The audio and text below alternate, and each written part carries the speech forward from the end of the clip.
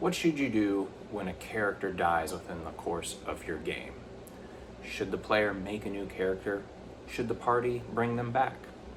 Today we're talking about character deaths in Dungeons & Dragons. Baron here from the Blue Dragon Guild, a channel all about Dungeons & Dragons. A character death in D&D can often throw a wrench into the story you are trying to tell. It also messes up the hopes and dreams of the player for that character's advancement.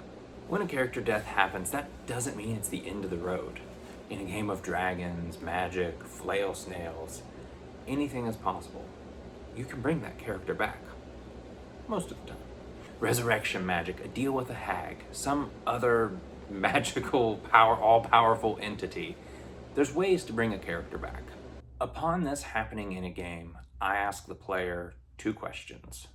Do you want to continue the story of this character, or would you like to explore another story with another character? While this idea, these two questions, is not an original Blue Dragon Guild thing, I do think it helps set the precedent for what the next step in the story should be. If the player wants to go a different route and make a brand new character, then the job of the Dungeon Master and that player is, how does this new character fit into the existing story that has been going on? But if they wish to continue with the character that has died, now the story becomes, okay, how do we get them back?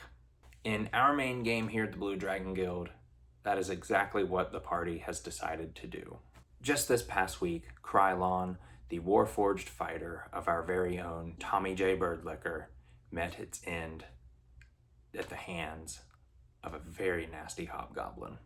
And as Tommy processed the loss of his character that he's played for about 2.5 years now, the party got to talking. What do we do? How do we bring a Warforged back? Will the resurrection magic work? It brought up a whole lot of fun questions and conversations within the story, within the characters in the game.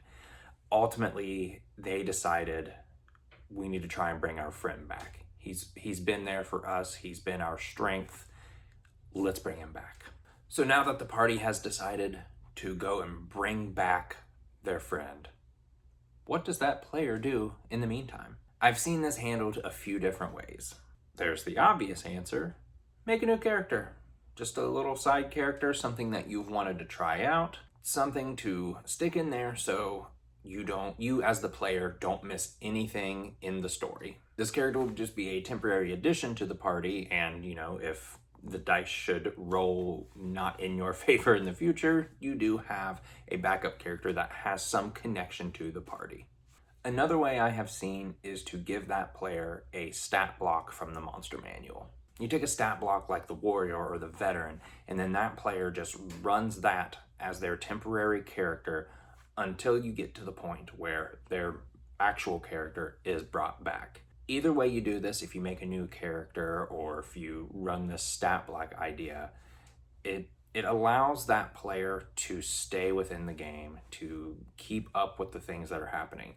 Yeah, their resurrected character won't know that stuff, but they, as the player, will know, and hopefully don't confuse it with information they know later on. Or hopefully the party will tell them the things that happen. So, one thing about character deaths is the ripple effect they have on your story and the trajectory of the party and everything moving forward within your game. Let us know down in the comments about a character death from your game and how your group handled it. Thanks for watching, and until next time, keep the dice rolling.